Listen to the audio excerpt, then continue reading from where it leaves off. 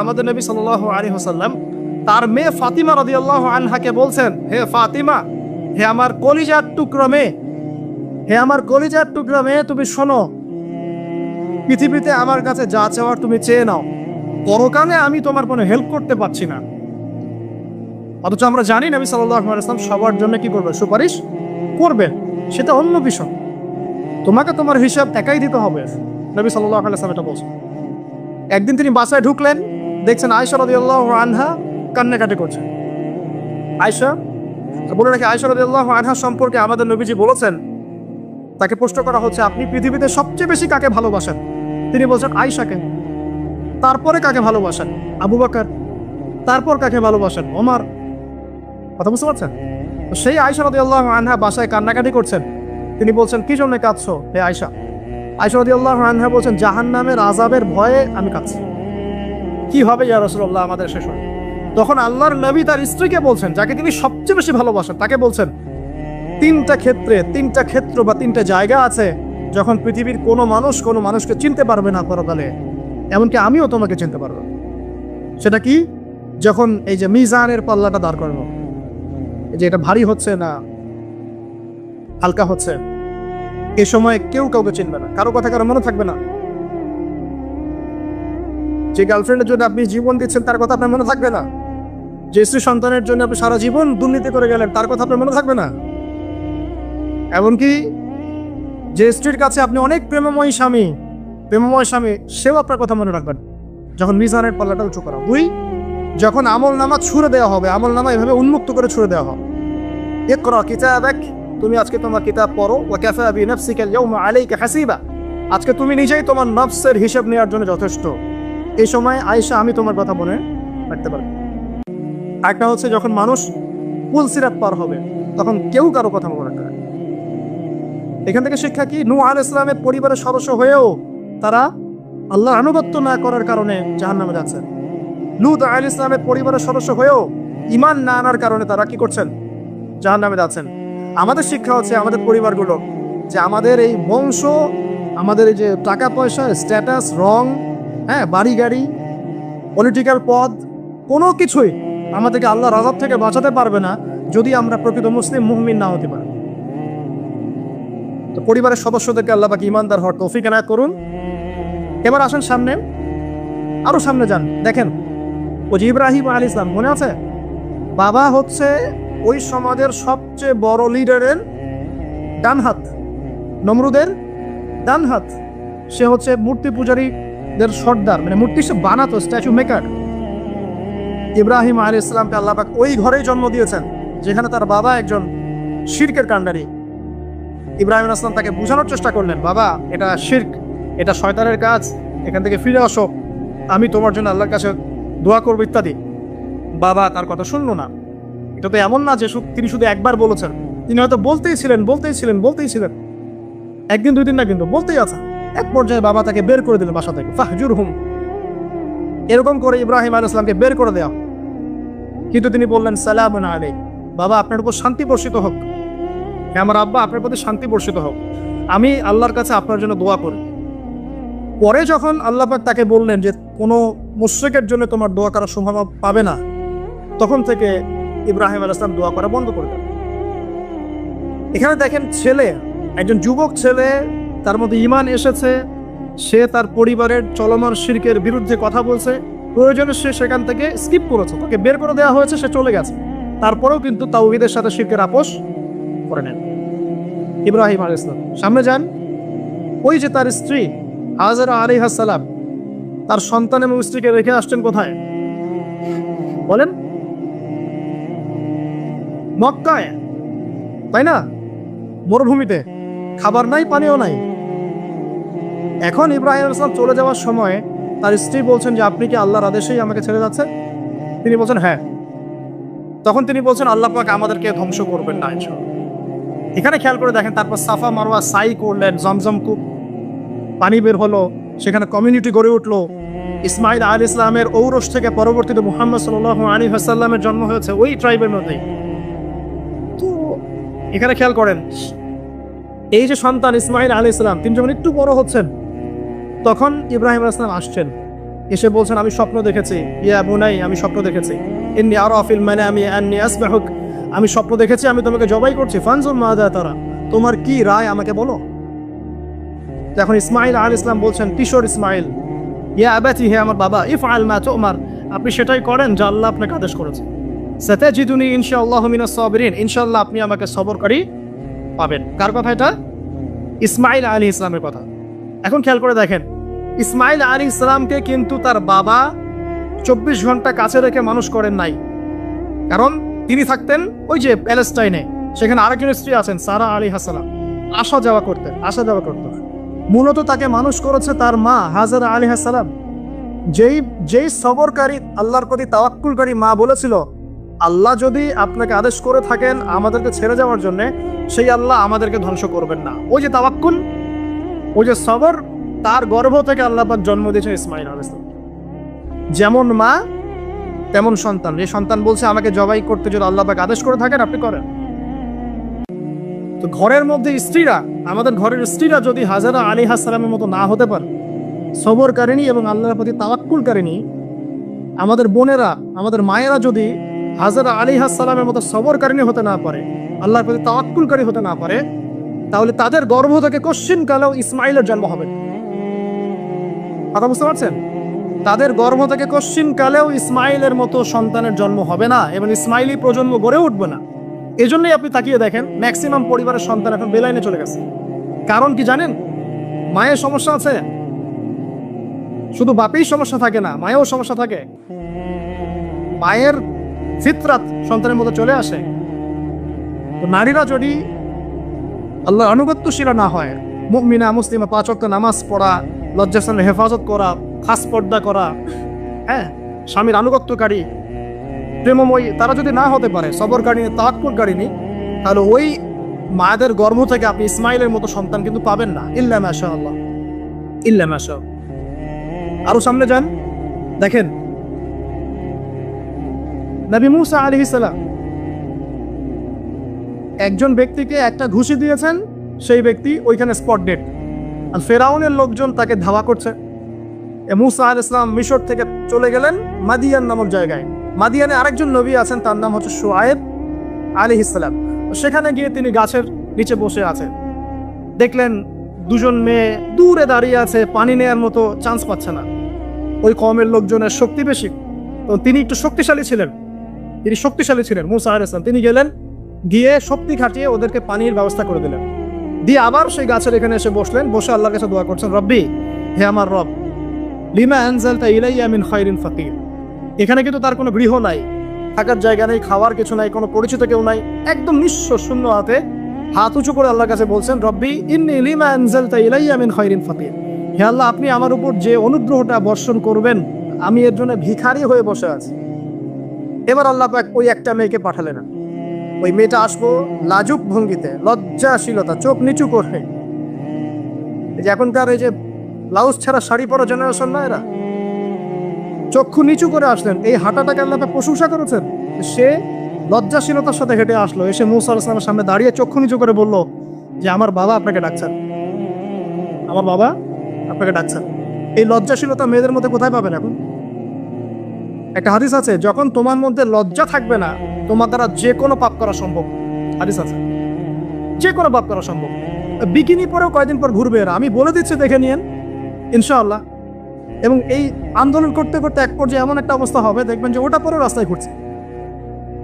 মানে ওরা দেশটাকে ওই আমেরিকান এবং ব্রিটেনদের পশ্চিমা সংস্কৃতির রঙে সাজাতে চায়। আর এই নোংরা অসভ্যতার নাম দিয়েছে প্রগতিশীলতা। শয়তান অনেক বেশি প্রগতিশীল ছিল এবং এখনো আছেও। ওই মেয়ের হেঁটে আসাটাকে আল্লাহ প্রশংসা করছেন। আসার পরের দিন যখন বলছেন আমার বাবা আপনাকে ডাকছেন, তিনি গেলেন, তখন ওই শুআয়ব আলাইহিস সালাম বলছেন যে আমার এই দুই মেয়ের মধ্যে একজনকে আমি তোমার সাথে বিয়ে দিতে চাই। মুসা আলাইহিস সালাম সেখানে বিয়ে করলেন।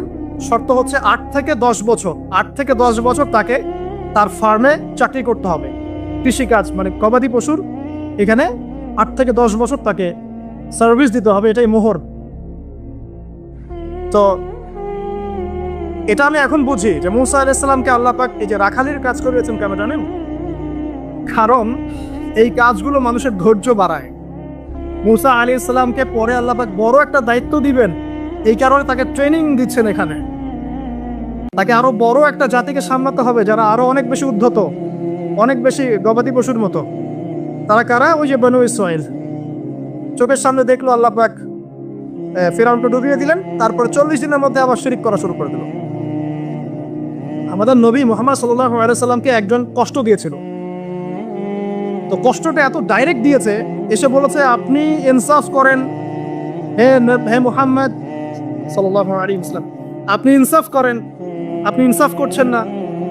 তো সাহাবীদের চোখ মুখ লাল হয়ে গেল যে এত বড় কথা নবীকে বলে। তখন নবী সাল্লাল্লাহু আলাইহি ওয়াসাল্লাম বলছেন, দাঁড়াও, আমার ভাই মুসাকে তার কওম আরো অনেক বেশি কষ্ট দিয়েছে। মানে মুসা আলাইহিস সালামের কষ্টের কথা চিন্তা করে আমাদের নবী সান্ত্বনা নিচ্ছেন, যেটা তো কিছুই না।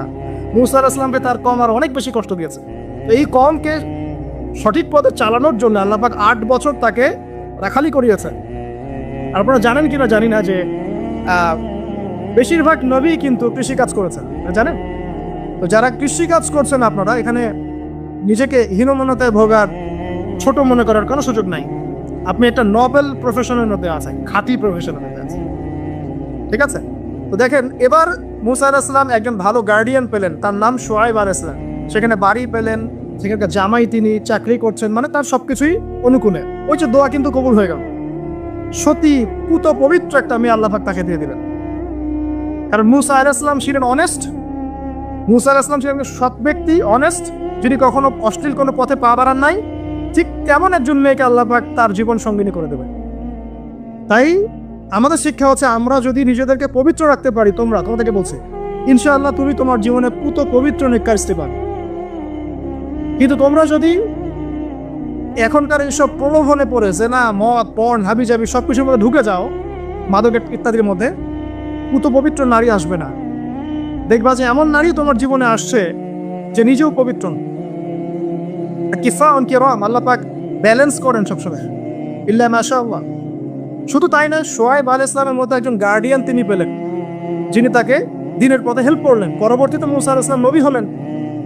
এখান থেকে একটা প্রমাণ আছে, দলিল, সেটা হলো বাড়ির গার্ডিয়ান যদি দিনদার হয়, শুআয়ব আলাইহিস সালামের মতো সাপোর্টিং হয়, পরিবারবর্গকে দ্বীনের জন্য সাপোর্ট করছে, সেই পরিবারের মধ্যে শান্তি আসবে ইনশাআল্লাহ। এবং সেই পরিবারের যুবকরা সৌভাগ্যবান, যুবতীরাও সৌভাগ্যবান, সেই পরিবারের সন্তান সন্ততিরা সৌভাগ্যবান। তাই পরিবারের গার্ডিয়ান যারা আছেন, আজকের খুতবা শুনছেন, আপনারা সাপোর্টিভ হন, পরিবারকে দ্বীনের ক্ষেত্রে সাপোর্ট দেন, একটা ভালো প্যারেন্টিং করেন, সন্তানদেরকে সুন্দর প্যারেন্টিংসের মধ্যে নিয়ে আসেন। আসুন সামনে যাই, এবার একটু কনক্লুশনের দিকে যাচ্ছে, আসেন। তো কোরআনের পরতে পরতে এরকম দলিল আছে। আরো দেখবেন, ইয়াকুব আলাইহিস সালাম মৃত্যুবরণ করছেন, সন্তানদেরকে ডেকে বলছেন যে আমার পরে তোমরা কার ইবাদত করবে। মানে তিনি কনসিয়াস যে আমার পরে বাচ্চা কাচ্চারা আবার যেন বিভ্রান্ত হয়ে না যায়, তোমরা কার ইবাদত করবে ডেকে বলছেন। আর আমরা ওই সময় ডেকে বলতাম যে আমার ব্যাংকেরে 10 কোটি টাকা আছে, 1 কোটি ওকে দিস, 1 কোটি ওকে দিস, হ্যাঁ আমার জমি জমা এগুলা আছে, ওকে এটা দিস, ওকে এটা দিস। উনি ডেকে বলছেন তোমরা আমার পর কার ইবাদত করবে। সন্তানরা বলছে আমরা এক আল্লাহর ইবাদত করব, যার ইবাদত আপনি করেছেন, আপনার পিতাও করেছেন।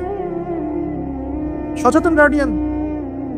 সামনে যান, আপনি দেখবেন ইউসুফ আলাইহিস সালাম, যিনি যে জেলখানায় বন্দী হলেন, পরে মিশরের খাদ্যমন্ত্রীর দায়িত্ব পেলেন, তার বাবা ইয়াকুব আলাইহিস সালাম কাঁদতে কাঁদতে চোখ অন্ধ হয়ে গেল। দেখেন, যখন ইউসুফ আলাইহিস সালাম তার ভাইদেরকে বললেন এই যে রুমালটা, এই রুমালটা নিয়ে যাও, আমার বাবার চোখের উপরে দিবে, ইনশাল্লাহ সে দৃষ্টিশক্তি ফিরে পাবে। এটা পড়েন নাই মনে হয়, সূরা ইউসুফের মধ্যে আছে। এই রুমালটা যখন আমার বাবার চোখের উপর দিবে, তখন সে তার দৃষ্টি শক্তি ফিরে পাবে।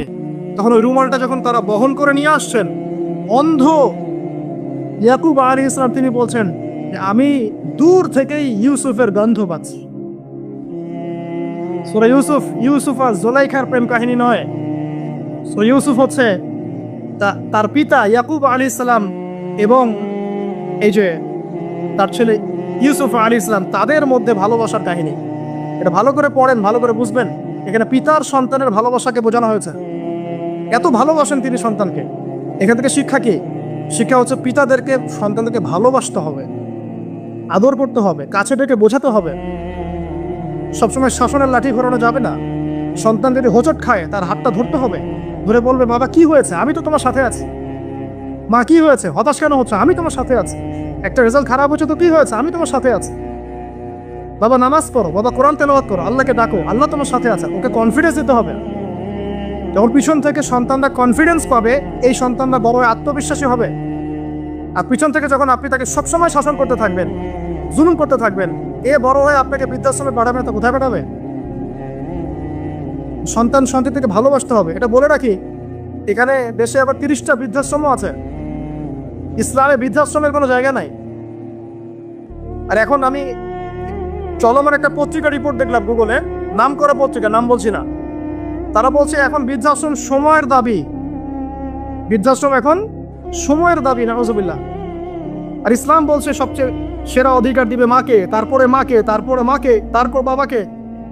মায়ের পায়ের নিচে জান্নাত, বাবার সন্তুষ্টিতে আল্লাহর সন্তুষ্টি, এগুলো ইসলাম বলছে। আর এখনকার সভ্যতা আমাদেরকে বলছে যে বৃদ্ধাশ্রম এখন সময়ের দাবি। ইউসুফ আলাইহিস সালামকে যেভাবে ভালোবাসতেন তার বাবা, সন্তানকে ভালোবাসো। আমাদের নবী মুহাম্মদ সাল্লাল্লাহু আলাইহি সাল্লাম মানুষকে যত ভালোবাসতেন, এর কারণ কি জানেন? ছোটবেলা থেকেই তাকে খুব ভালোবাসা দিয়ে মানুষ করা হয়েছে। তার মা তাকে ভালোবাসতেন, তার দুধ মা তাকে ভালোবাসতেন, তার দাদা আব্দুল মুত্তালিব তাকে সাথে করে নিয়ে ঘুরতেন, কাবার সামনে বসাতেন, বসিয়ে বলতেন তার নাম হচ্ছে মুহাম্মদ, প্রশংসিত। এই নামটা তখন আরবে কেউ রাখতো না। আমার এই নাতি, আমার এই ছেলের ছেলে ইনশাআল্লাহ এ বড় হয়ে নেতা হবে, এই কথা বলতেন, তাকে আত্মবিশ্বাস দিতেন। এমনকি তার দাদার ইন্তেকালের পর তার চাচা আবু তালেব মুসলিম না হয়েও সুদীর্ঘ সময় পর্যন্ত ভাতিজাকে সাপোর্ট দিয়েছেন। এই সাপোর্ট দেয়, কনফিডেন্স, এগুলো খুব ইম্পর্টেন্ট। এগুলোর ঘাটতি যখন হবে তখন এই যুব সমাজ পরিবারের সদস্যরা ফেড আপ হয়ে যাবে, মানসিক কষ্টে ভুগবে, মাদকের কাছে যাবে, অন্য একটা মেয়ের কাছে যাবে, পণে যাবে, আপনার মিউজিক্যাল ইনস্ট্রুমেন্টের কাছে যাবে। ঠিক আছে, আমি শেষ করছি। এখান থেকে একটা শিক্ষা হচ্ছে যে আমাদের পরিবারের সদস্যদেরকে ভালোবাসা এবং তাদের প্রতি কনফিডেন্স দেয়া, তাদেরকে আল্লাহর পথে চলতে সাহায্য করা। ইনশাআল্লাহ দেখবেন যে তারা আপনাকে সম্মান করবে, আপনাকে একজন বন্ধু মনে করবে, যে না আমার পাশে কেউ আছে, আমি একা নই, এমনটা ফিল করব। এটা খুব ইম্পর্টেন্ট। আজকে থেকে প্রায় 4014 বছর আগে কথা, একটা চমৎকার সভ্যতা ছিল, ঐতিহাসিক সভ্যতা, তার নাম ছিল ব্যাবিলন। এটা ইরাকে ছিল, সেখানে বাবেল নামে একটা শহর ছিল।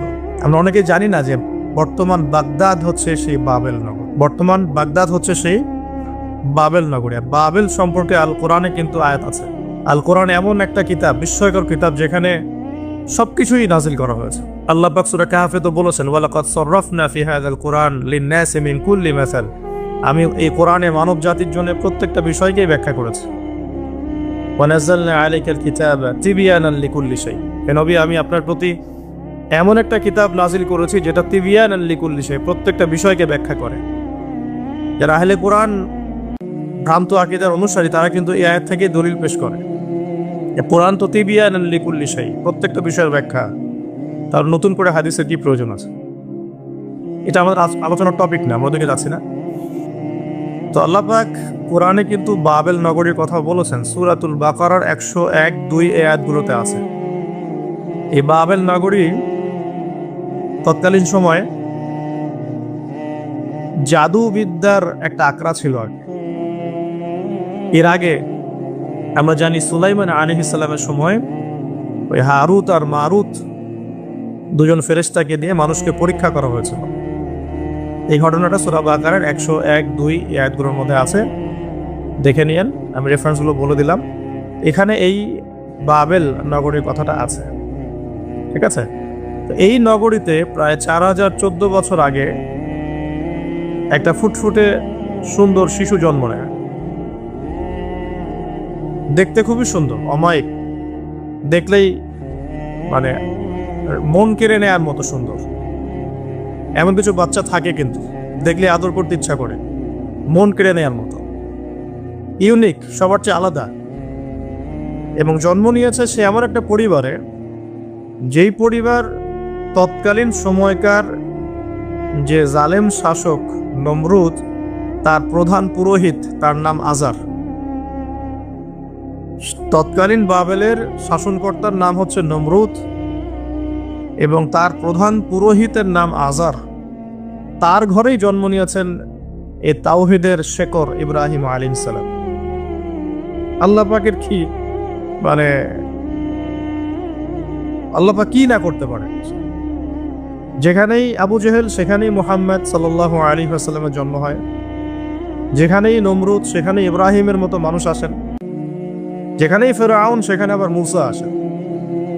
মূসাকে আল্লাহ রাব্বুল আলামিন ফেরাউনের ঘরেই মানুষ করলেন, ইব্রাহিম আলাইহিস সালামকে আল্লাহ পাক আজারের ঘরেই মানুষ করলেন। আজকে আমরা দেখি এরকম সিটি অফ আখিরুজ জামানে কিছু কিছু দিনী বোন চেহারা না দেখানোর জন্য আন্দোলন করছে। চিন্তা করতে পারেন, যেখানে যত বেশি জাহেলিয়াত সেখানে তত পাক্কা মুসল্লি জন্ম নেবে, মুমিন জন্ম নেবে ইনশাআল্লাহ। যেখানে যত বেশি জাহেলিয়াত সেখানে তত শক্তিশালী মুমিনদের জন্ম হবে ইনশাআল্লাহ। তো এখন তৎকালীন নমরুদ যে সভ্যতার অধিবাসী ছিল, এই সভ্যতাটাকে আমরা বলি কালাডীয় সভ্যতা। এটাকে কালাদীয় সভ্যতা বলা হয়। এটা মূলত জাদুর জন্য একটু বিখ্যাত ছিল, যেটা রেফারেন্স আমি দিলাম সুলাইমান আলাইহিস সালামের যুগ থেকে। এখানে আজারের ঘরে জন্ম নিয়েছেন আমাদের নবীগণের পিতা, মুসলিম জাতির পিতা ইব্রাহিম আলাইহিস সালাম। সুবহানাল্লাহ। বলা বাহুল্য যে নমরুদ কিন্তু 400 বছর বেঁচে ছিল এবং 400 বছর হায়াত পাওয়ার পরে সে মনে করছিল যে সে কখনো মারা যাবে না। এরপরেই সে নিজেকে খোদা দাবি করা শুরু করেছে। আর এই বাচ্চা ছেলেটা বড় হতে লাগলো। যারা সমাজকে পরিবর্তন করে তারা কিন্তু সমাজের স্রোতে গা ভাসায় না। নবী সাল্লাল্লাহু আলাইহি ওয়াসাল্লামের জন্মটা একটু মিলাই এটার সাথে। আমাদের নবী হচ্ছে এরকমই একটা সমাজে জন্ম নিয়েছেন। ইব্রাহিম আলাইহিস সালাম যেমন জন্ম নিয়েছেন শিরকে ভরা সমাজে, চতুর্দিকে মূর্তি পূজা হচ্ছে, ইভেন তার বাসায় তার বাবা হচ্ছে মূর্তি পূজারীদের সর্দার, তার ঘরে তিনি জন্ম নিয়েছেন। ঠিক তেমনি রাসূল সাল্লাল্লাহু আলাইহি ওয়াসাল্লাম যে মক্কায় জন্ম নিয়েছেন সেই মক্কা ছিল শিরকের আকড়া। সেখানে লাত, উজ্জা, হুবল, মানাতের পূজা হতো, সুদ ছিল, জিনা ছিল, ব্যভিচার ছিল, মাদক ছিল, গোত্রীয় হানাহানি ছিল, নারীর অবমাননা ছিল। এরকম আইয়ামে জাহিলিয়াতেও নবী সাল্লাল্লাহু আলাইহি ওয়াসাল্লাম জন্ম নিয়েছেন। নবী সাল্লাল্লাহু আলাইহি ওয়াসাল্লাম ইব্রাহিম আলাইহিস সালাম দুজনের চেহারাও একরকম ছিল, দুজনের চেহারার গঠনটাও একরকম ছিল, দেহের গঠনও একরকম ছিল। মেরাজের রাতে নবী সাল্লাল্লাহু আলাইহি ওয়াসাল্লাম দেখে এসেছিলেন ইনি কে, যাকে দেখতে হুবহু আমার মতো লাগছে। জিবরাইল আলাইহিস সালাম বলেছেন ইনি আপনার পিতা ইব্রাহিম আলাইহিস সালাম। সুবহানাল্লাহ। ঠিক তেমনি আমরা খেয়াল করে দেখি যে জীবনের যে চড়াই উতরাই, পারিবারিক জীবন, সামাজিক জীবন, হিজরতের জীবন, দিন প্রতিষ্ঠা ইত্যাদি, প্রত্যেকটা ডিপার্টমেন্টেও ইব্রাহিম আলাইহিস সালাম আর মুহাম্মদ সাল্লাল্লাহু আলাইহি ওয়াসাল্লামের মধ্যে একটা চরম মিল আছে। এটা আমরা আস্তে আস্তে এই গল্পের ভিতরে গেলে বুঝতে পারবো।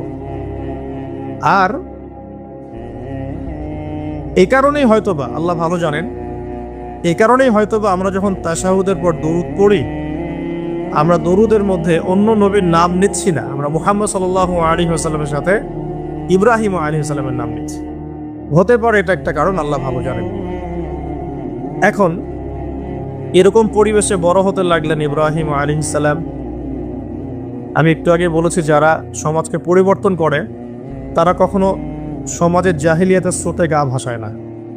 মুহাম্মদ সাল্লাল্লাহু আলাইহি ওয়াসাল্লাম সমাজ পরিবর্তন করেছেন আইয়ামে জাহিলিয়াতকে মাত্র 23 বছরের ব্যবধানে, কিন্তু তিনি কিন্তু জাহিলিয়াতের সাথে গা ভাসান নাই। তিনি কখনো সুদ খাননি, তিনি কখনো মূর্তি পূজা করেন নাই, তিনি কখনো কোনো অন্যায় গুনাহ করেন নাই, তিনি কখনো মাদক দ্রব্যের কাছেও যান নাই, কিন্তু সমাজটা ছিল এগুলোতে নিমজ্জিত। ঠিক ইব্রাহিম আলাইহিস সালামের ক্ষেত্রেও সেম। তিনি একজন প্রধান পুরোহিতের ঘরে জন্ম নিয়েও কখনো মূর্তির ধার কাছে যান নাই। বরং একটু যখন বড় হচ্ছেন, একটু বড় বলতে ম্যাচিউরড, আমাদের টিকটক প্রজন্মের মতো না, এরা 20-30 বছর হয়ে গেলেও ম্যাচিউরড হয় না, বুদ্ধি প্রতিবন্ধী, বিকলাঙ্গ। ইভেন ইদানিং আমাদের মেয়েরা ছেলে হচ্ছে, আমাদের নারীরা এখন পুরুষত্ব দেখাচ্ছে। আমরা পুরুষেরা ফেসবুকে একটা স্ট্যাটাস দিয়ে ক্ষান্ত হয়ে থাকি। এটুকু আমাদের দায়িত্ব উম্মার প্রতি। আর এখানে আমরা দক্ষতা অর্জন করেছি অনেক। আমরা মনে করি আমরা সবাই কিবোর্ড মুজাহিদ, আমরা এটা মনে করি। এটাই যুদ্ধ, এটাই জিহাদ। আর নারীরা মাঠে যুদ্ধ করছে সম্ভ্রমের জন্য, অধিকারের জন্য ইত্যাদি। ফ্যামিলিস্ট রেভলিউশনের দিকে তাকালেও তাই দেখা যায়। ছেলেরা এখন বেকার হয়ে যাচ্ছে, কিন্তু মেয়েরা স্বাবলম্বী হচ্ছে। তারা দিনদার নয়, এই মেয়েগুলো দিনদার নয়, কিন্তু জীবনে প্রতিষ্ঠিত হওয়ার জন্য লড়ছে, চ্যালেঞ্জ গ্রহণ করেছে। এটা ছেলেদের উচিত ছিল।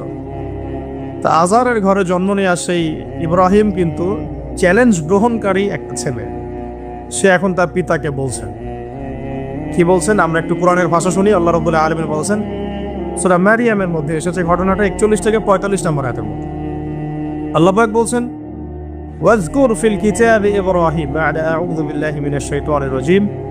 হে নবী মুহাম্মদ সাল্লাল্লাহু আলাইহি ওয়াসাল্লাম, আপনি এই কিতাবে ইব্রাহিমের ঘটনা বর্ণনা করুন। ইয ক্বালা লিআবিহি, যখন ইব্রাহিম তার বাবাকে বললেন, তার বাবা মানে আজারকে বললেন, ইয়া আবাতি, হে আমার বাবা, লিমা তা'বুদু, তুমি কেন ইবাদত করো এমন সত্তার, মা লা ইয়াসমাউ, যে শুনতে পারে না, ওয়ালা ইউবসিরু, দেখতেও পারে না, ওয়ালা ইউগনি আনকা শাইআ, তোমার কোনো উপকার করতে পারে না। একটা ছেলে যার বয়স হবে 15 থেকে 20, হয়তো বা হাইয়েস্ট, তার কাছে কি এমন জ্ঞান আসলো যে সে তার বাবাকে এখন চ্যালেঞ্জ করছে। তার জ্ঞানতাত্ত্বিক যুদ্ধ শুরু হলো, আদর্শিক যুদ্ধ শুরু হলো বাবার সাথে। হে আমার বাবা, আপনি কেন এমন সত্তার ইবাদত করছেন যে শুনতেও পারে না?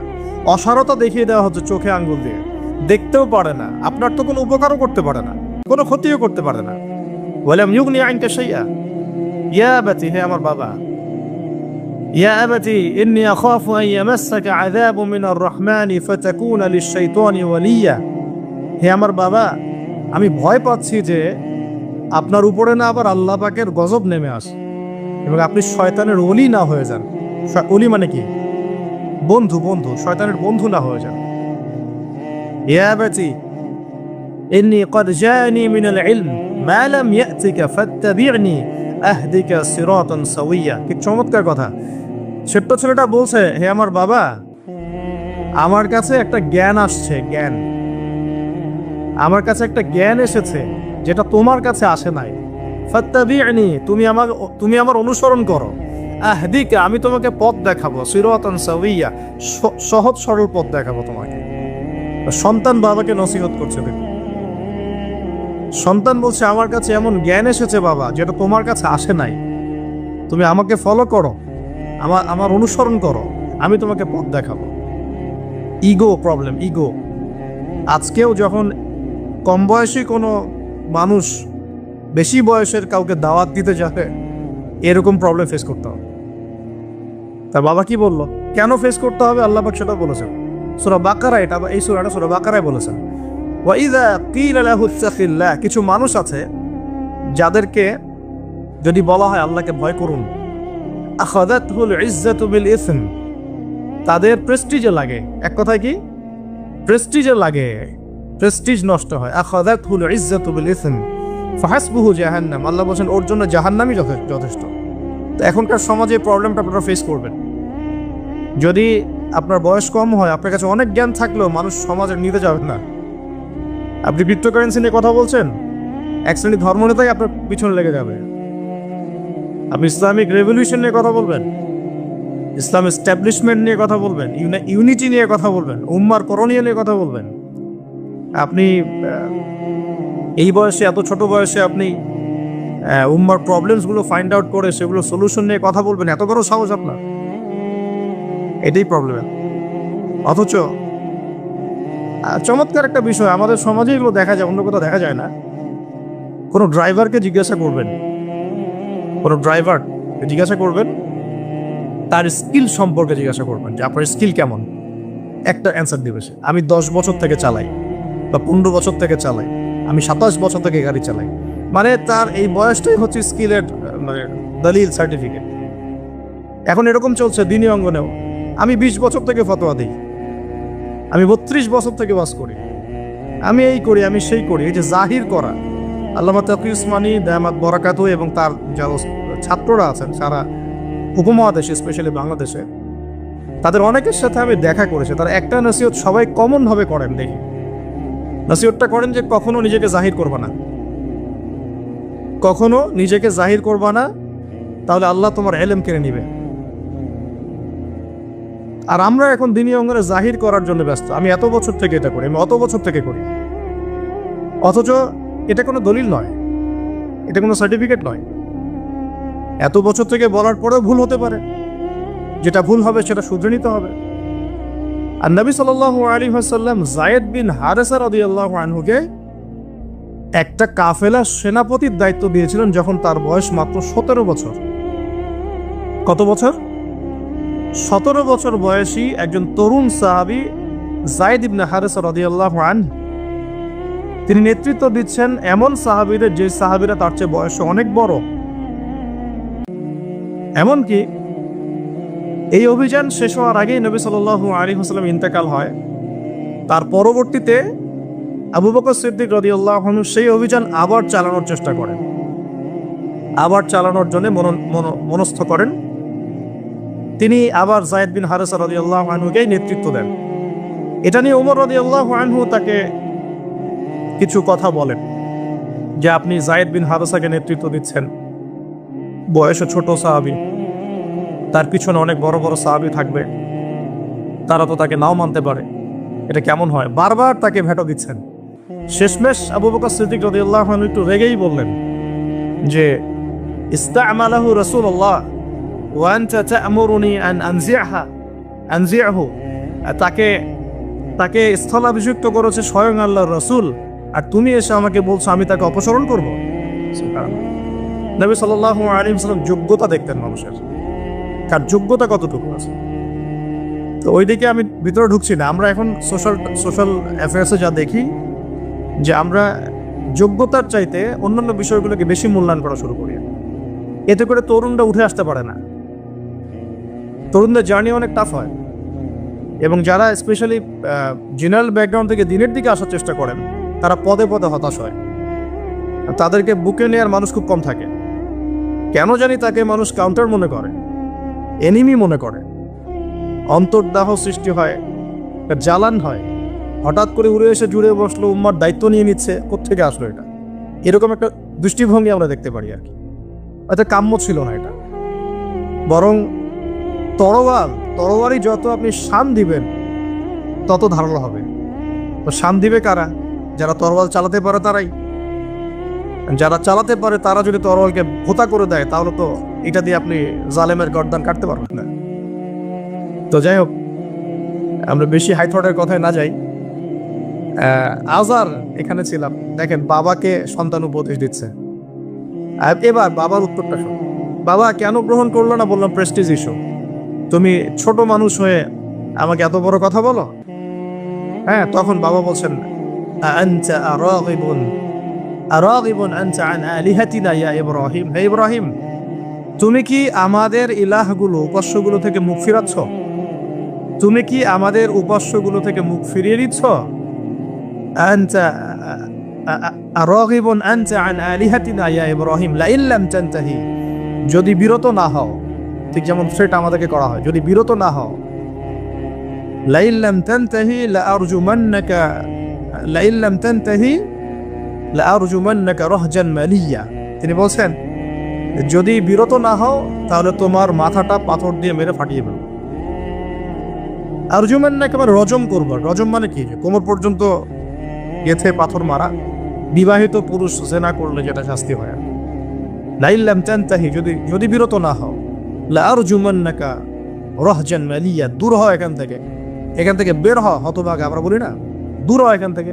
ঠিক ওই রকম, যদি ফিরে আসো ভালো কথা, না ফিরে আসলে রজম করে দিব, মাথা ফাটিয়ে ফেলবো পাথর দিয়ে মেরে। এখান থেকে দূর হও হতভাগা। কাকে বলছে এটা? ইব্রাহিম আলাইহিস সালাম।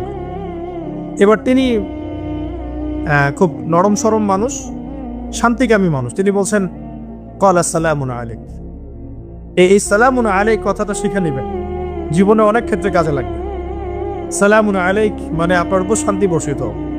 যখনই আপনি পলিউশন অ্যাভয়েড করতে চাবেন, সালাম দিয়ে চলে আসতে হবে।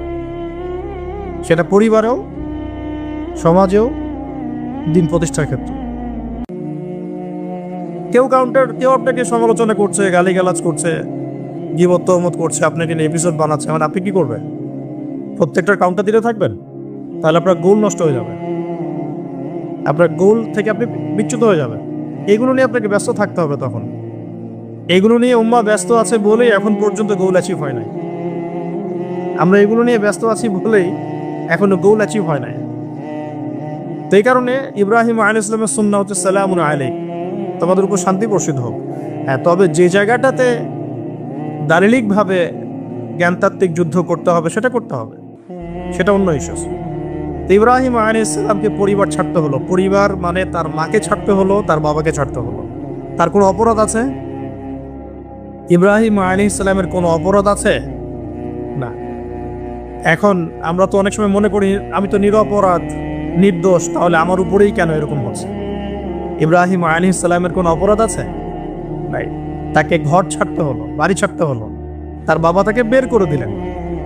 এখান থেকে লেসন নিয়ে নেন। আজকের প্রথম লেসন যে আপনি আমি যদি হকের উপর থাকি, সর্বপ্রথম বাধাটা পরিবার থেকে আসতে পারে। সবার পরিবার একরকম না। এখনকার মেজরিটি সংখ্যক পরিবারগুলোই জাহেল, একদম জাহেল, বস্তুবাদী, জানোয়ারের মতো। মানে খাও দাও, সেক্সুয়াল সম্পর্ক, বিয়ে শাদী, সন্তান, এর বাইরে কিচ্ছু চিন্তা করতে পারে না। দুনিয়া আর দুনিয়া, এর বাইরে কিচ্ছু চিন্তা করতে পারে না। ইল্লা মাশাআল্লাহ কিছু পরিবার আছে এর বাইরে, তাদের কথা আলাদা।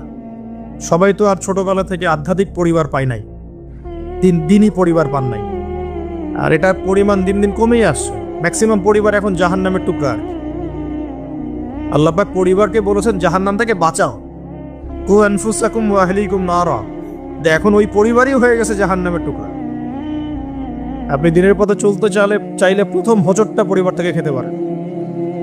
এটা ইব্রাহিম আলাইহিস সালামের জীবনেও যেমন হয়েছে, মুহাম্মদ সাল্লাল্লাহু আলাইহি ওয়াসাল্লামের জীবনেও সেম। যে মিলাচ্ছিলাম কিভাবে, তার ক্ষেত্রেও সেম। চাচারা শত্রু না? চাচারা শত্রু, আশপাশের মানুষ শত্রু। চাচা এসে বাড়ির সামনে খড়কুটা ফেলে দিয়ে যায়, চাচি এসে ময়লা আবর্জনা ফেলে দিয়ে যায়, কেউ গালি দেয়, কত সমস্যা। যখন নিজের মানুষ আপনার এগেনস্টে চলে যায় তখন মনটা ভেঙে যাবে স্বাভাবিক। কারণ নিজের মানুষটা সারা দুনিয়া যদি আপনার বিপক্ষেও থাকে, কাছের কিছু মানুষ আপনার পক্ষে থাকে, তখন আপনি বাসাতে অ্যাটলিস্ট সিংহ, তখন বাসা থেকে এনার্জি নিয়ে বাইরে যুদ্ধ করতে পারবেন।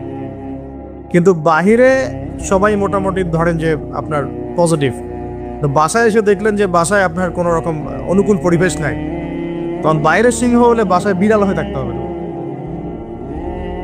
দেখেন ইব্রাহিম আলাইহিস সালামের জীবনে আর মুহাম্মদ সাল্লাল্লাহু আলাইহি ওয়াসাল্লামের জীবনে একটা স্পেশাল নেয়ামত ছিল, সেটা হলো স্ত্রীদের নেয়ামত। বাইরে মানুষ অনেক কিছু বলছে, গালিগালাজ করছে, মারছে, কাটছে, থুতু দিচ্ছে, সমালোচনা করছে, কিন্তু বাসায় ইব্রাহিম আলাইহিস সালামের আছেন সারা, হাজেরা, আর মুহাম্মদ সাল্লাল্লাহু আলাইহি ওয়াসাল্লামের আছেন খাদিজা রাদিয়াল্লাহু। অ্যাটলিস্ট বাসায় আপনি একটা কি বলবো যে বড় একটা প্রশান্তির জায়গা আপনার বাসায় আছে। তো এটা একটা বড় নিয়ামত যেটা ইব্রাহিম আলাইহিস সালাম এখন হারালেন কিভাবে? বাবা বাসা থেকে বের করে দিল। এখান থেকে বুঝতে হবে যে দিনের পথে চলতে গেলে প্রথম বাধা পরিবার থেকে আসতে পারে। তাই বলে তাদের সাথে কোনো রকমের দ্বন্দ্ব সংঘাতে যাওয়া যাবে না। সালামুন আলাইক, তোমাদের উপর শান্তি বর্ষিত হোক। ইব্রাহিম বলছেন সালামুন আলাইক, হে বাবা আপনার উপর শান্তি বর্ষিত হোক। শুধু তাই না, আরো বলছেন সাস্তাগফিরু লাকা রব্বি, আমি আপনার জন্য আল্লাহর কাছে ক্ষমা চাইব ইনশাআল্লাহ। ইন্নাহু কানা বি হাফিয়া, তিনি আমার প্রতি খুব মার্সিফুল, আশা করি তিনি আমার দোয়া কবুল করবেন। কিন্তু যখন তিনি জানতে পেরেছিলেন যে তার বাবা শিরকের উপর আছেন, আল্লাহ পাক মাফ করবেন না, সূরা তওবার মধ্যে আছে, তখন থেকে তিনি আর ক্ষমা চান নাই, বাবার জন্য ক্ষমা চান নাই। তো এবার ইব্রাহিমের সফর শুরু হলো একাকিত্বের সফর। তার মানে একটা বিষয় এটাও শিখতে হবে, হকপন্থীদের সাথে আল্লাহর দেয়া একটা বিশেষ নিয়ামত হচ্ছে একাকিত্ব। হকপন্থীদের লাইফে আল্লাহ পাকের পক্ষ থেকে একটা বিশেষ অনুগ্রহ হচ্ছে একাকিত্ব।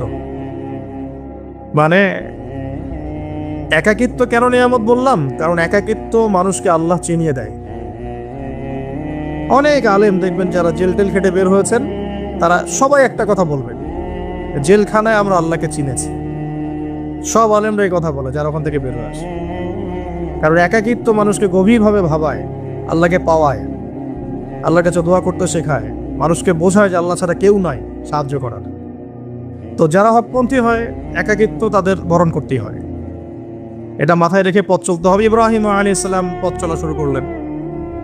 এবার কি হলো, তিনি কি বাসা থেকে বের হয়ে সেই এলাকা, ওই নমরুদের দেশ ছেড়ে চলে গিয়েছিলেন? উত্তর না। প্রথমে তিনি চলে যান নাই, প্রথমে তিনি ওই সমাজেই থেকেছেন, থেকে দাওয়াত দেওয়ার চেষ্টা করেছেন। তিনি ওই সমাজেই থেকেছেন, থেকে দাওয়াত দেওয়ার চেষ্টা করছেন, ঠিক মুহাম্মদ সাল্লাল্লাহু আলাইহি ওয়াসাল্লামের মতোই। সমাজের মানুষ যখন নির্যাতন নিপীড়ন করছেন, তিনি কি শুরুতেই সমাজ ছেড়ে বের হয়ে চলে গেছেন? না, 13 বছর দাওয়াত দিয়েছেন। কত বছর? 13 বছর। তো ইব্রাহিম আলাইহিস সালাম সমাজের মানুষকে দাওয়াত দেন। কিভাবে দেন? কোরআনে এভাবে ভাষা আসছে। আমি সূরাগুলোর নাম বলে দিই, আপনারা একটু চেক করে নিয়েন। সূরা আম্বিয়ার মধ্যে আসছে, সূরা সফফাতের মধ্যে আসছে, সূরা আনআমের মধ্যে আসছে। তো তিনি দাওয়াত দেন এভাবে যে ওয়াইজ ক্বালা ইব্রাহিম, যখন ইব্রাহিম বললেন লিআবিহি ওয়া কওমিহি, তার বাবাকে এবং তার কওমকে বললেন, মা হাযিহি তামাসিলু আল্লাতী আনতুম লাহা আকিফুন, তোমরা এইসব কি মূর্তির উপাসনা করো, এর চারপাশে ঘুরতে থাকো, কি সব করো? তো তারা বলে যে নাহনু বাল ওয়াজাদনা আবাআনা কাযালিকা ইয়াফআলুন, আমরা আমাদের বাপ দাদাদেরকে দেখেছি এইভাবেই করতে। তাদের রেফারেন্স কিন্তু এটাই ছিল।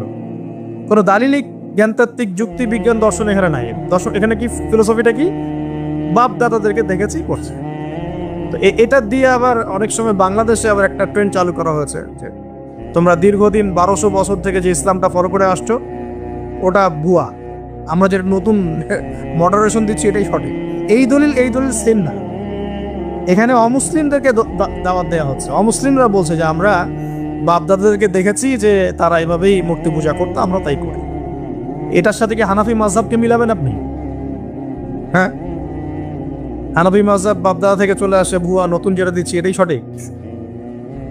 আস্তাগফিরুল্লাহ। তো আমরা হাত চেঞ্জ করাটাকে এখন মনে করি হিন্দু থেকে মুসলমান হইলাম মনে হয়। হাত বদল করাটাকে মনে হয় যে হিন্দু থেকে মুসলমান হয়েছি মনে হয়। গভীরে ঢোকেন, ওলামায়ে কেরামদের মানে দার্সে গিয়ে বসে গভীরে ঢুকলে বুঝতে পারবেন ইসলামিক স্কুল অফ থট গুলা প্রত্যেকটারই ভিত্তি আছে। এগুলোর গভীর শেকড় আছে, ভিত্তি আছে। আল্লাহ, রাসূল এবং রাসূলের সাহাবীগণ, এই তিনটাকেই মানতে হবে। আপনি যদি বলেন যে আমি সাহাবীদেরকে মানি না, খালি আল্লাহ এবং রসুলকে মানি, তাহলে আল্লাহকে রসুলকে মানতে পারবেন না। আর সাহাবীদের অনুসরণ না করে রসুলকে ফলো করতে পারবেন না। তো ওইটা আজকে ইস্যু না, এটা ফিকহি অনেক ব্যাপার, গভীর ব্যাপার, এটা অন্যদিন কথা হবে। এই দলিল আর এই দলিল কিন্তু সেম করা যাবে না। আবার যে আমরা বাপ দাদা থেকে দেখে আসছি তোমরা নামাজ এইভাবে পড়ো, এই নামাজ ওই দলিল চলবে না, আমারটা ঠিক, এটা ঠিক না। নামাজ যেটা পড়ে আসে তারা, এটা ঠিক আছে। এর প্রত্যেকটা দলিলের মধ্যে অথেন্টিসিটি আছে। এরকম করে সমাজে ফিতনা ছড়ানো ঠিক হবে না, বিভ্রান্তি ছড়ানো ঠিক হবে না। এখন আসুন, ইব্রাহিম আলাইহিস সালামকে কি আনসার দিচ্ছেন? আমরা আমাদের পিতা মাতাদেরকে দেখেছি, বাপ দাদাকে দেখেছি এরকম তাওয়াফ করতে, মূর্তির চারপাশে পূজা করতে, নজর দিতে। তো ইব্রাহিম আলাইহিস সালাম বলছেন যে হাল ইয়াসমাউনাকুম, এই মূর্তিগুলো কি তোমাদেরকে শুনতে পারে? ইস্তাদউন, যখন তোমরা একে ডাকো। হাল ইয়ানফাউনাকুম, তোমাদের কোনো উপকার আসতে পারে? আও ইয়াদুররুকুম, তোমাদের কোনো ক্ষতি করতে পারে? তার দলিলগুলো কিন্তু অকাট্য। ইব্রাহিম আলাইহিস সালামের দলিলগুলো কিন্তু এখানে, যুক্তিগুলো কিন্তু অকাট্য। আসলে কি সে শুনতে পারে? আসলে কি সে দেখতে পারে? আসলে কি সে তোমার উপকার করতে পারে? তাদের কিন্তু কিছু বলার নাই এখানে। তারা বলছে বাল ওয়াজাদনা আবানা কাযালিকা ইয়াফআলুন, আমাদের পিতা মাতা বাপ দাদাদেরকে দেখেছি এইভাবেই করতে। ইব্রাহিম আলাইহিস সালাম বলছেন যে ইন্নাকুম আনতুম লাফি দালালিম মুবিন, তোমরা তো সুস্পষ্ট বিভ্রান্তির মধ্যে আছো। তাহলে তো এরকম আরো অনেক আয়াত আছে। ওয়া ইন্না মিন শিআতিহি লা ইব্রাহিম ইয জাআ রাব্বাহু বিকলবিন সালিম ইয ক্বালা লিআবিহি ওয়া কওমিহি মাযা তা'বুদুন, তোমরা কিসের ইবাদত করো? আইফকান আলিহাতান দুনাল্লাহি তুরিদুন, তোমরা কি আল্লাহ সম্পর্কে মিথ্যা আরোপ করতে চাচ্ছ? ফামা যান্নুকুম বিরাব্বিল আলামিন, আল্লাহ রাব্বুল আলামিন সম্পর্কে তোমাদের কি ধারণা? এভাবে তিনি তার কওমকে দাওয়াত দিতে লাগলেন। তাদের কওমের দলিল একটাই ছিল, বাপ দাদাদেরকে দেখেছি এভাবে মূর্তি পূজা করতে, তাই করি। সনাতন, এটা ছিল কি? সনাতন থটস। অথচ সর্বপ্রথম এটা শুরু হয় কোন নবীর আমল থেকে? নূহ আলাইহিস সালাম। নূহ আলাইহিস সালামের যুগের মানুষ সর্বপ্রথম এই মূর্তি পূজা শিরক করেছে। এর আগে মূর্তি পূজা ওয়ার্ল্ডে ছিল না, নূহ আলাইহিস সালামের যুগ থেকে শুরু হয়েছে। তাহলে এটাকে আমরা সর্বোচ্চ পর্যায়ে সনাতন বলতে পারি না। তারও আগে যে সময় চলে গেছে, ওই সময় মানুষ তাওহীদপন্থী ছিল। আদম আলাইহিস সালামের যুগে তখন মানুষ এই কাজ করতো না। শুরুটা কেমন করে হলো? ভালো উদ্দেশ্যে শুরু হয়েছিল, ভালো মনে করে। কেমন? যে মানুষ এরকম চিন্তা করে নিয়েছিল যে এই মানুষগুলো লাত, উজ্জা, হুবল, ইয়াগুস, ইয়াউক, নাসর, ইয়াগুস, ইয়াউক, নাসর, এই ভালো মানুষগুলো আল্লাহর খুব নেককার বান্দা ছিলেন। তাদের স্ট্যাচু তৈরি করা যায়, তৈরি করলে কি হবে? এগুলোকে দেখলে আমাদের আগ্রহ জন্মাবে ইবাদত করার ব্যাপারে। এটা ছিল ওদের থটস। শয়তান এভাবেই তাদেরকে ইনফ্লুয়েন্স করেছিল আর কি। তারা তাই করলো। এই জেনারেশনটা যখন মারা গেল, পরের জেনারেশন যখন আসলো, তখন শয়তান ওদেরকে বুঝালো, ধরেন 100-200 বছর পরে বুঝালো যে ওরা খুব ভালো মানুষ ছিল, ওদের মূর্তিকে মসজিদের বাইরে না রেখে ভিতরে ঢুকিয়ে ফেলো। তাদেরকে সিজদা করতে হবে না, ভিতরে ঢুকিয়ে ফেলো, ইবাদতে মনোযোগ আসবে। পরের জেনারেশন এই কাজটাই করলো। থার্ড জেনারেশনকে শয়তান বোঝালো যে সরাসরি ওদের কাছে চাইলেই হবে, তারা আল্লাহ পাকের অনেক কি আনুগত্য প্রাপ্ত, নৈকট্য প্রাপ্ত বান্দা, সরাসরি তাদের কাছে চাইলেই হবে। আল্লাহর কাছে চাওয়া, এখানে চাওয়া একই কথা, ওখানে সিজদা করা, এখানে সিজদা করা একই কথা। এখান থেকে শুরু হলো সরাসরি স্ট্যাচু ওয়ার্শিপ। সরাসরি স্ট্যাচু ওয়ার্শিপিং এখান থেকে শুরু হয়েছে। তা আমরা আমাদের হিন্দু ভাই বোন যারা আছেন, আমাদের আশপাশে অমুসলিম ভাই বোন, তাদের প্রতি সম্মান রেখেই এই হিস্ট্রিগুলো পড়তে বলবো আর কি, এবং যুক্তি দর্শনগুলো খুঁজতে বলবো। আসলে কি তারা শুনতে পায়? আসলে কি সে আমার কোনো উপকার করতে পারে? আসলে কি সে আমার কোনো ক্ষতি করতে পারে? আসলে কি সে সৃষ্টিকর্তার প্রতিমূর্তি হতে পারে কিনা? তো আমরা এটা আহ্বান জানাবো, আমরা কারো ধর্মীয় অনুভূতিতে আঘাত করব না। ইসলাম আমাদেরকে এটা শিখায় না। ইসলাম এটা শিখায় যে মানুষকে হিকমার সাথে, প্রজ্ঞার সাথে দাওয়াত দেয়া, যাতে করে তারা জাহান্নামের রাস্তা থেকে ফিরে আসতে পারে ইনশাআল্লাহ। এখন আসুন, আরো একটা দাওয়াত ইব্রাহিম আলাইহিস সালাম তার কওমকে দিলেন। সেটা কি? এবার এখানে সমাজের মানুষের সাথে ওই সমাজের ধর্ম নেতারাও ছিল। সমাজে কিন্তু কয়েক শ্রেণীর মানুষ থাকে, মানে সামাজিক নেতা, ধর্মনেতা, রাষ্ট্রনেতা। তো রাষ্ট্রনেতার পর্যায়ে এখন ইব্রাহিম আলাইহিস সালাম যান নাই, এখন সমাজ নেতা আর ধর্মনেতা চলছে আর কি। এবার ধর্মনেতা আসলো, এসে ধর্মনেতারা তাকে বোঝানোর চেষ্টা করলো যে এই আসমানের তারা, চাঁদ, সূর্য, প্রকৃতি, গাছপালা, এগুলো ইলাহ, এগুলোর ইবাদত করা যায়।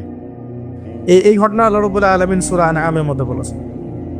তো ইব্রাহিম আলাইহিস সালামকে তারা দেখাচ্ছে, এটা আরবীয় একটা কাব্যিক ভাষায় কোরআনে এসেছে, চমৎকার ভাষায়, যে ফালাম্মা জান্না আলাইহিল লাইল, যখন তার উপর রাত আচ্ছাদিত হলো, রাআ কাওকাবা, তখন ইব্রাহিম আলাইহিস সালাম কি দেখলেন? আকাশে তারা দেখলেন।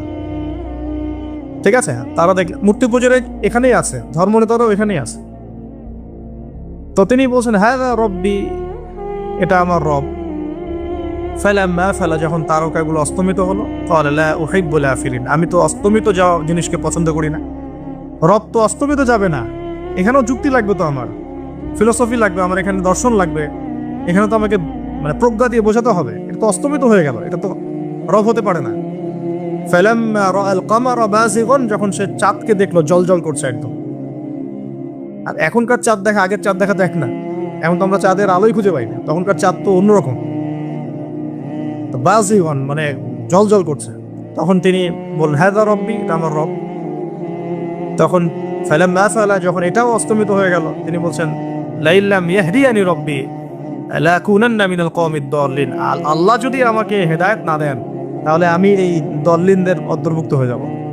ইব্রাহিম আলাইহিস সালাম বলছেন ফালাম্মা রাআ শামসা বাযিগাতান, যখন এবার সূর্যকে দেখলেন দিনের বেলা, এটা তো আরো বড়। হাযা রব্বি হাযা আকবার, এটা আমার রব, এটা সবচেয়ে বড়। হাযা আকবার, এটা সবচেয়ে বড়।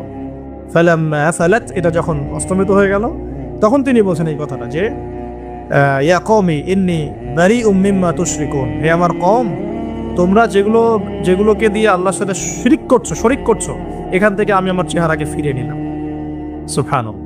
তখন তিনি এই কথাটা বলেন ইন্নী ওয়াজ্জাহতু ওয়াজহিয়া লিল্লাযী ফাতারাস সামাওয়াতি ওয়াল আরদা হানিফা ওয়া মা আনা মিনাল মুশরিকিন, আমি আমার চেহারাকে ফিরিয়ে নিচ্ছি এই আসমান সমূহ এবং জমিনের সৃষ্টিকর্তার দিকে, এবং আমি মুশরিকদের অন্তর্ভুক্ত নই।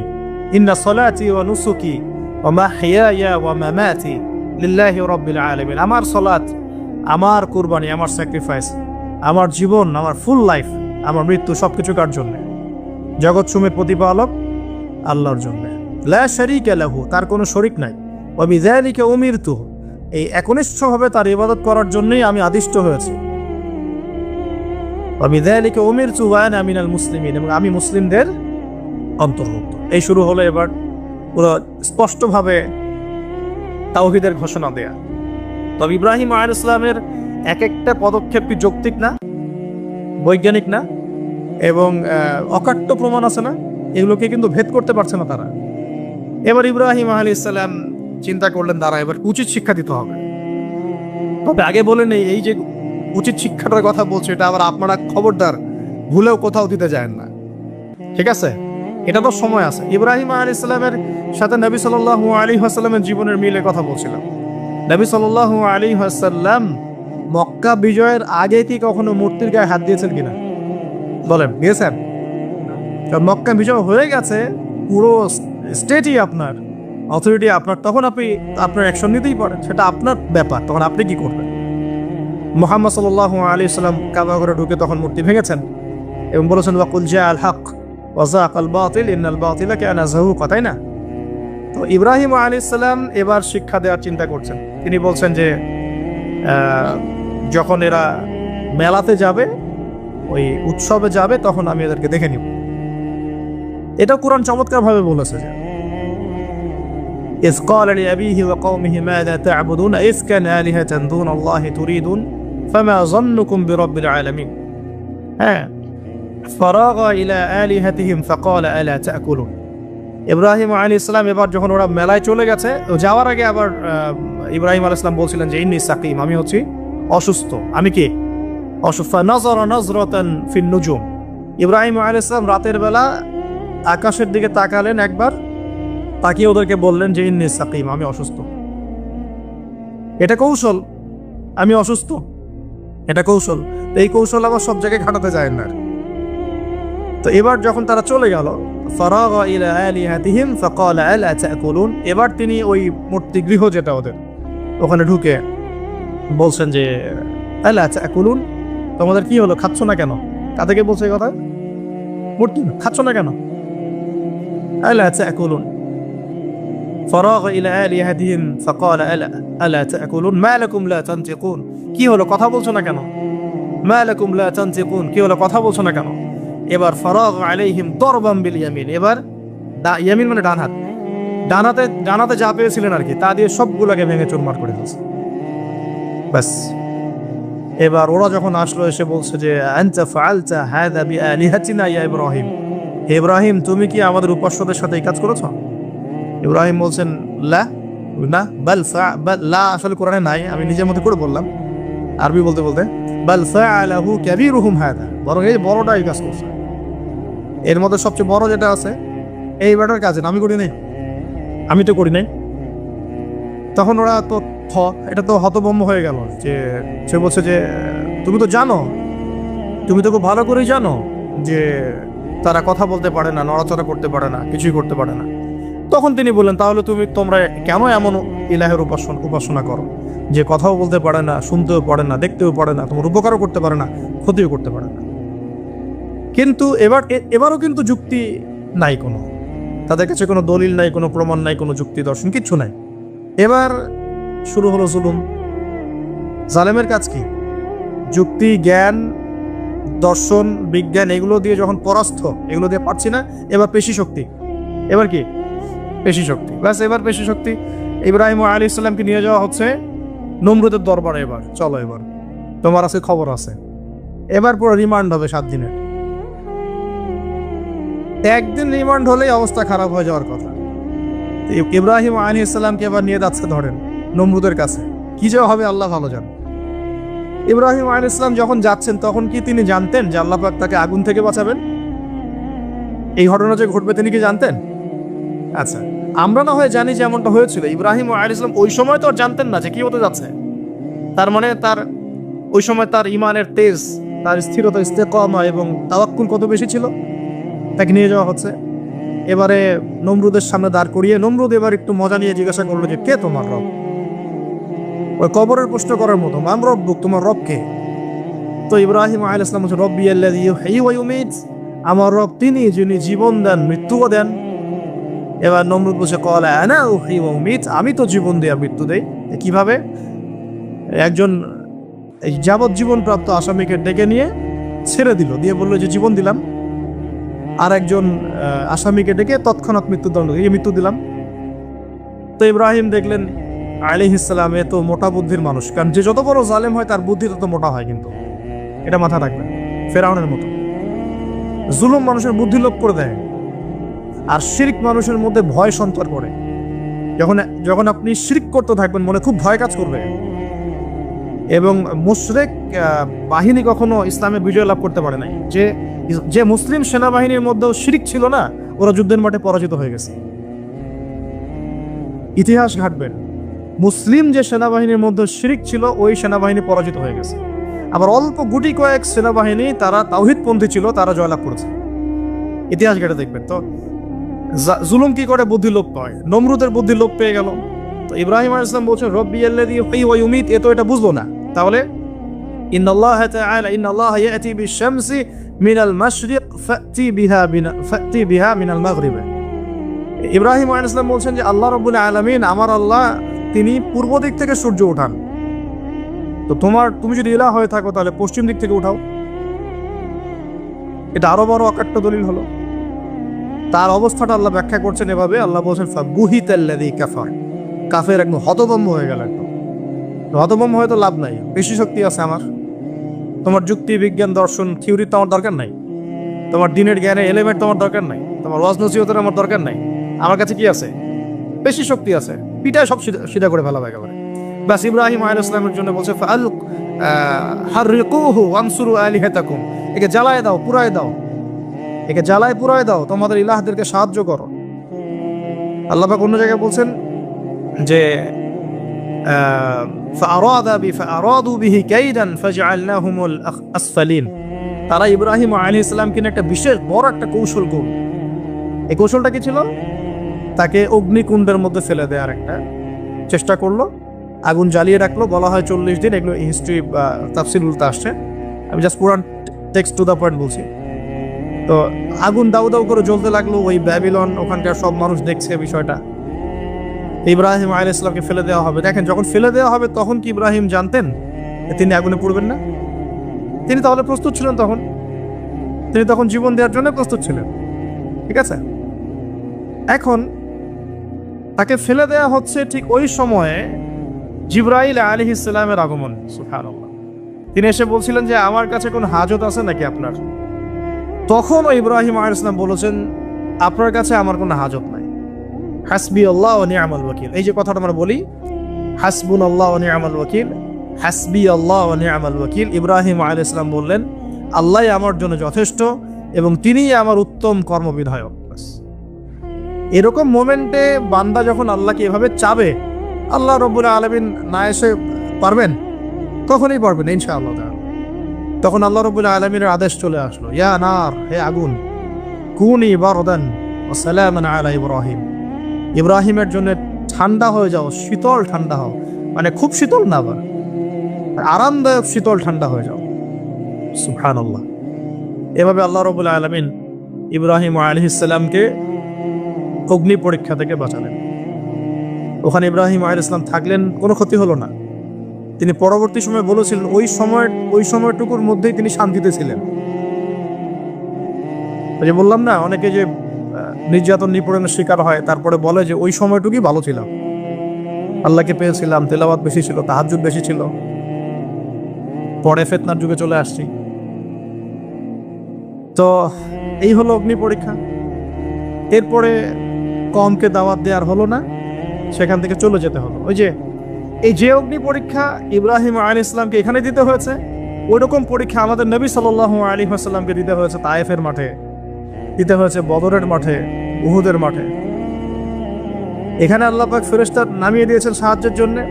বদরের মাঠে দেখেন, উহুদের মাঠে আল্লাহ পাক ফেরেশতা নামিয়েছেন সাহায্যের জন্য। একদম হুবাহু মিল পাবেন আপনি জিনিসগুলো, খালি